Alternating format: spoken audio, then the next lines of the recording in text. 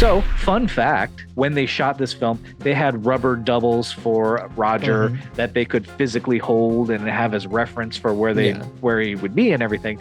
They would shoot that, and then they would shoot a whole other take without it, where everybody's just pantomiming everything. So the entire cast had to undergo these mime trainings so they could really understand what it was to hold these characters with no weight and everything, so they have a reference. And from what I hear, Bob Hoskins was one of the strongest at getting his eye line right. Yes. Every interview I've read has said that Hoskins nailed the eye lines, so much so there's actually a quote from him where he's like, I thought I legitimately went crazy because I was still talking to a cartoon rabbit months after we finished filming.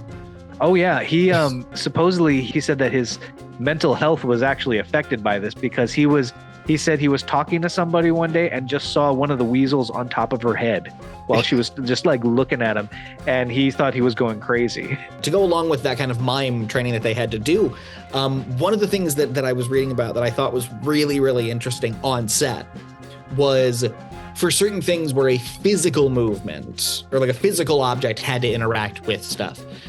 So for example, when Roger takes the shot for the first time, so when Maroon hands him the shot glass and then he throws the shot back and tosses the glass over his shoulder, they actually built robotic puppets that would just be like, here's Roger's arm. So it would have a cradle for the drink, it would take it, it could throw it back and then toss it.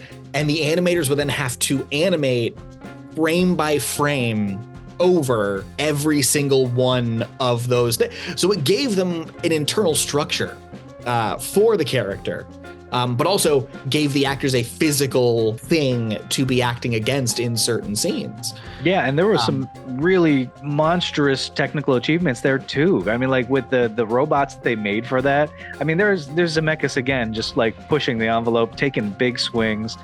They invented robots that would pick up a plate, smash it on its head, pick up a plate, smash it on its head.